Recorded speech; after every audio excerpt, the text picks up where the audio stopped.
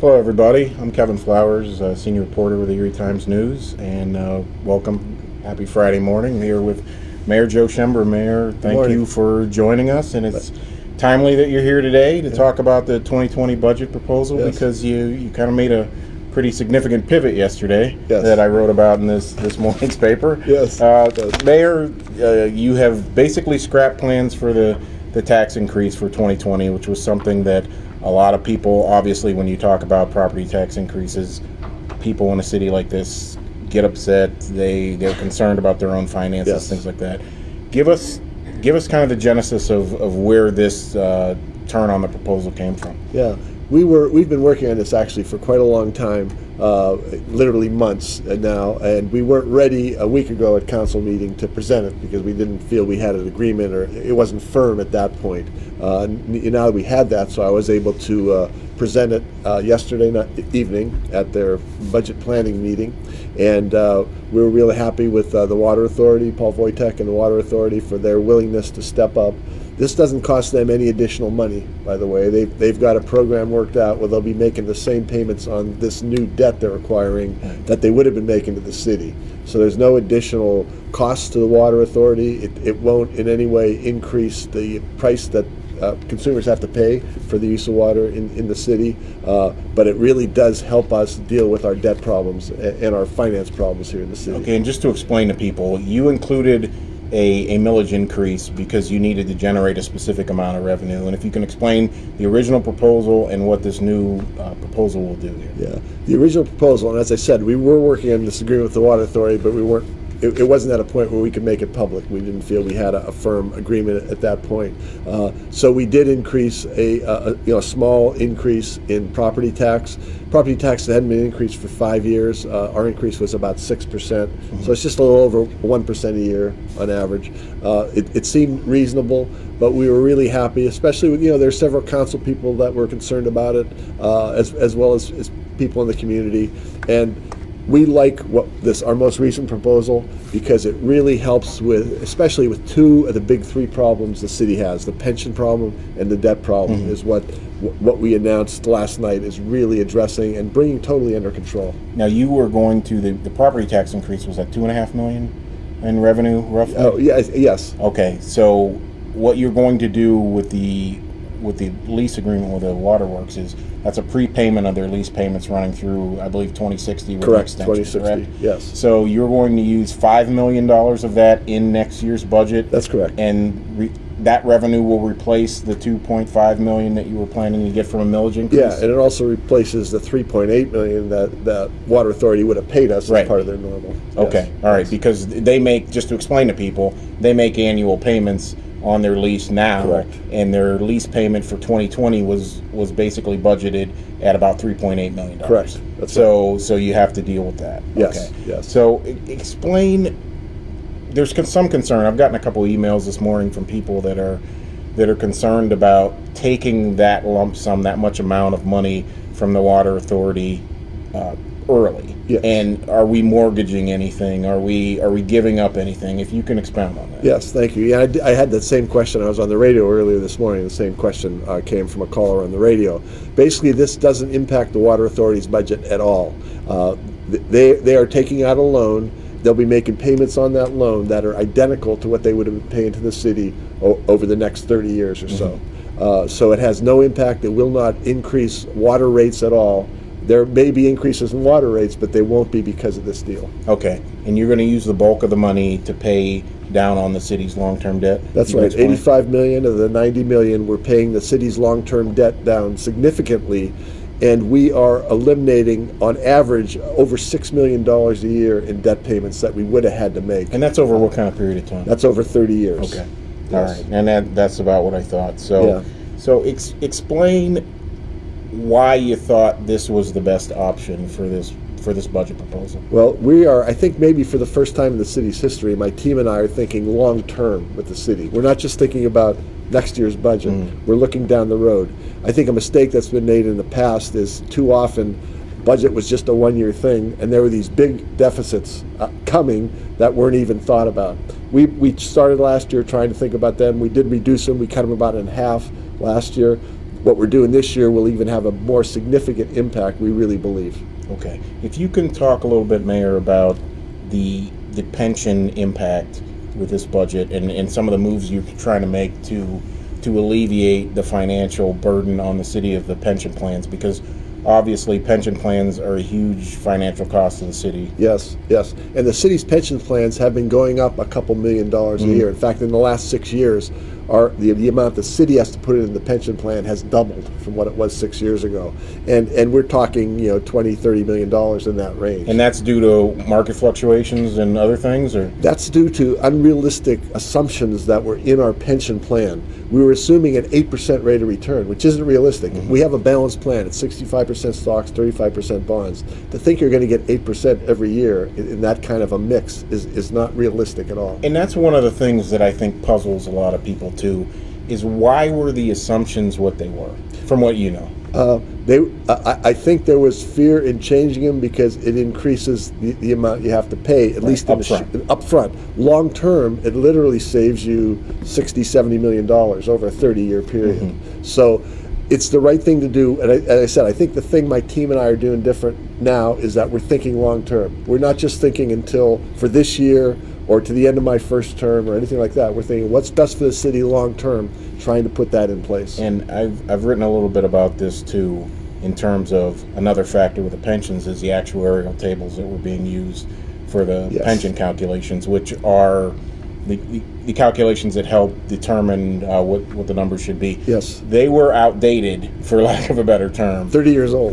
So do you have any information on why actuarial tables that were 30 years old were being used and plugged into these calculations? Well, my guess is it's because if you did what we just did, which was go to the most recent life expectancies for people, you increase the amount you have to put in short term, but you save tens of millions of dollars long term. So go ahead. We're taking that long term view, saying what's best for the city.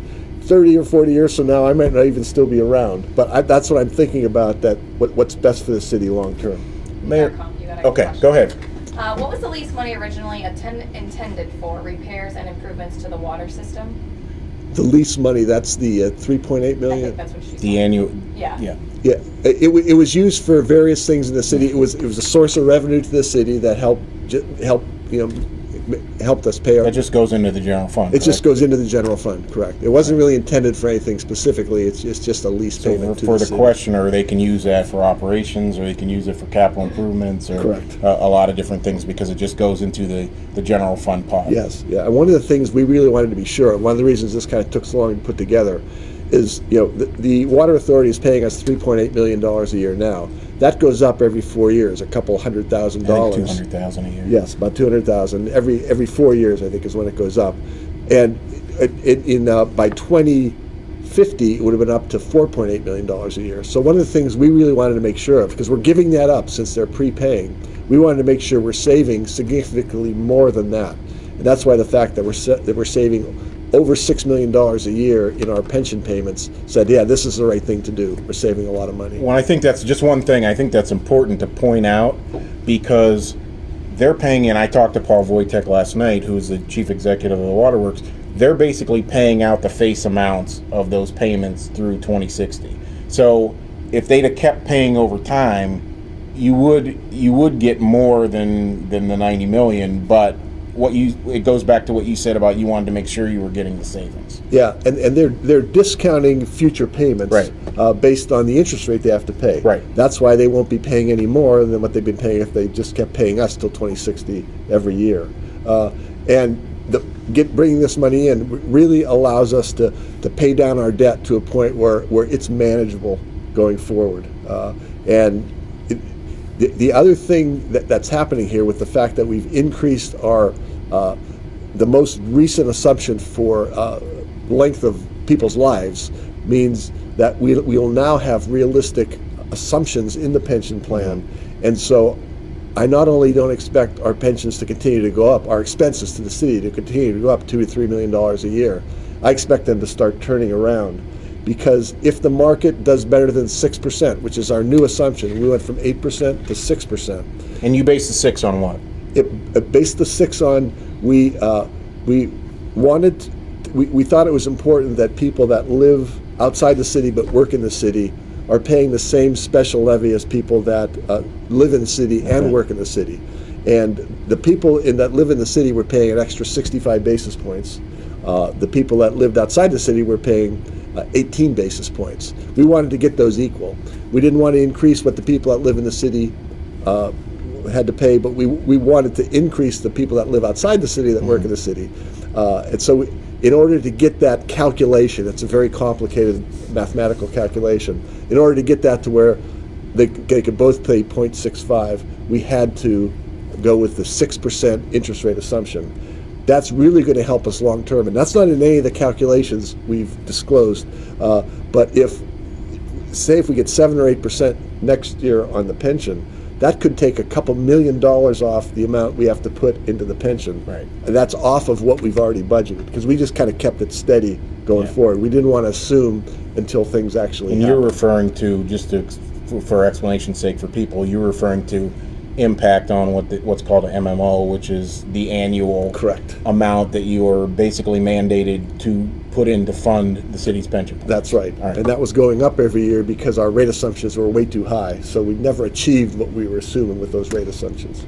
I typically get a lot of questions, Mayor, too, anytime it's budget time about, and you do too, because it's understandable that people are going to say, well, where are the expense reductions? Where are the savings? Can you explain what you've done for the 2020 budget and just in general in terms of cost reductions and savings? Because people want to know where that's coming from, especially when there's increases built in. Yeah, we've basically kept everything stable and not increased things, except for our agreements with our 4 unions and the salary increases, which are in effect. And pretty much everyone was getting 3% for a long time.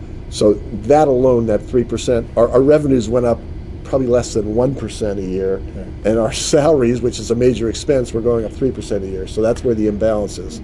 This year we negotiated with the firefighters union. We had a very good conversation with them, and they agreed to take a 0% increase next year, 1% the following, 1.5% the following, and 2% in the 4th year of the contract.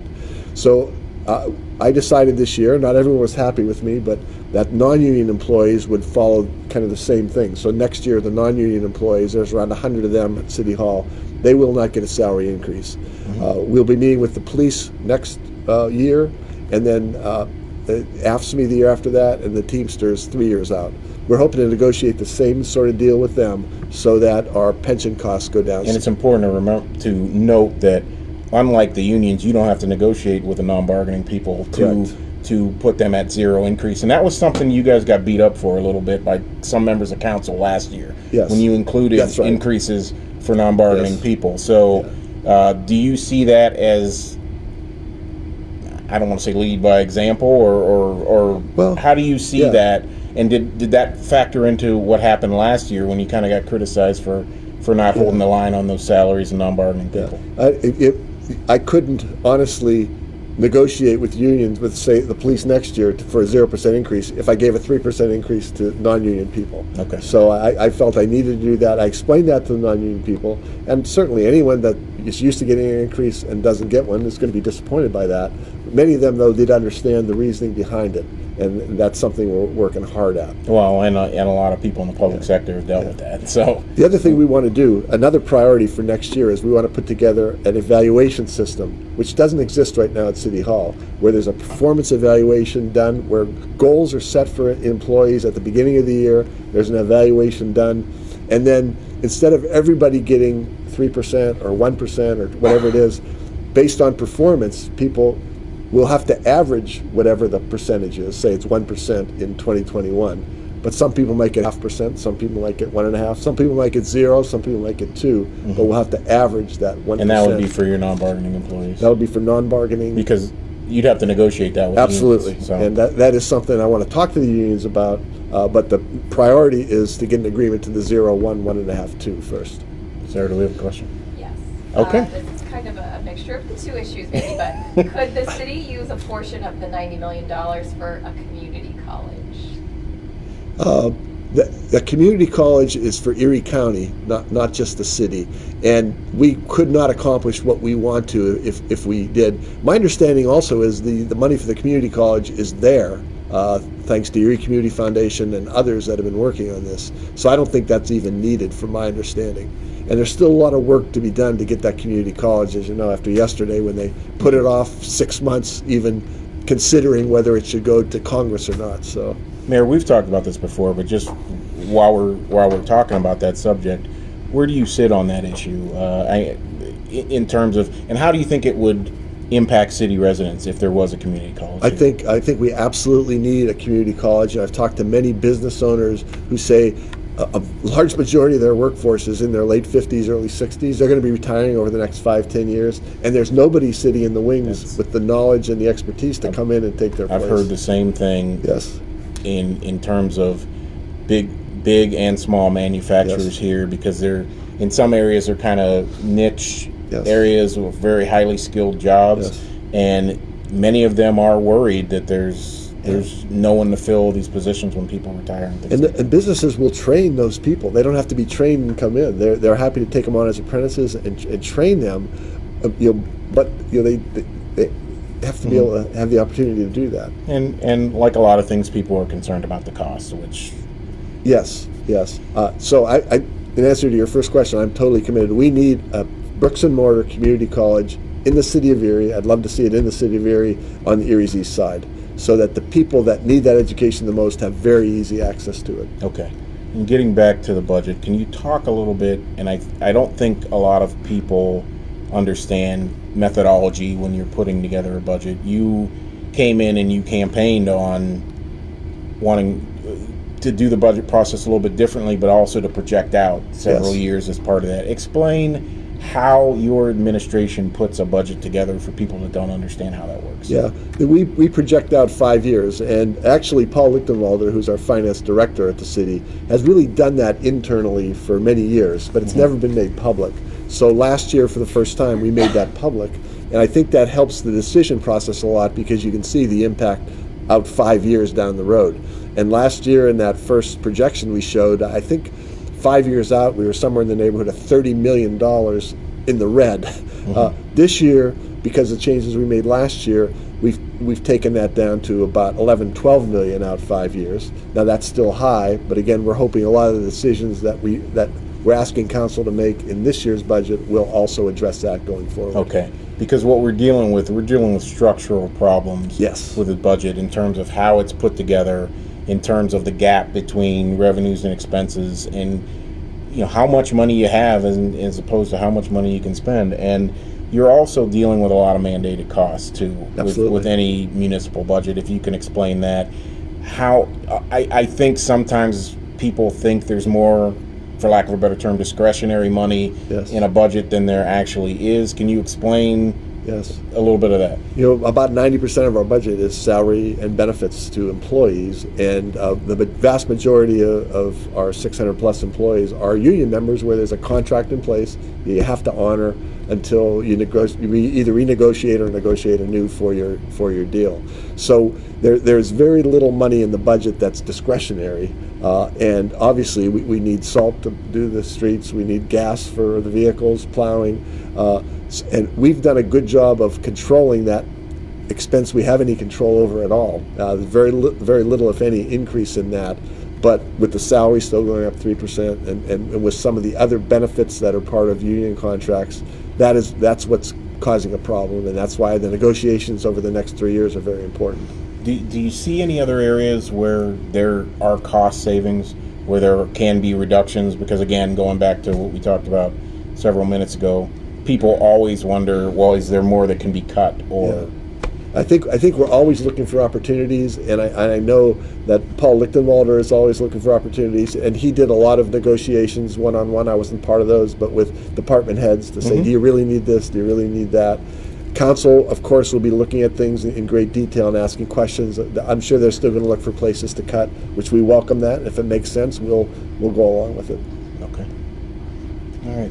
Mayor, let's talk a little bit about, we've talked about pensions, we've talked about the debt, these kind of things. Let's talk about other increases in terms of sewer rates or garbage rates, that stuff is still plugged into the budget proposal. Yes, Can it you is. talk about the methodology of your administration in terms of increasing those and why there needs to be increases in those areas, because that does represent revenue for the city? Yeah, the thing we're doing differently is instead of waiting 4 or 5 years and then doing a major increase, we're building in and into our 5-year plan small increases each year to cover costs, only to cover costs, and we think that's the much better approach. That's what places like the Water Authority do. They pretty much have increases every year to cover their increased costs. We are, of course, trying to reduce costs and control costs, but we have built into the 5-year plan, and anybody can look at this, it's available to everyone, what those increases will be in sewer and other, bills that you've got to pay. It's all built into the budget, and you can see how they're going to go up over time. And that reminds me of something else too. With sewer and refuse, they involve what are called enterprise funds. Yes. So the city uses excess money from those funds. Yes. By law, you have to have enough in those funds to run the operation. Yes. But you can use any extra money for to plug into your general fund, Yes. basically. Yeah. The city is still doing that.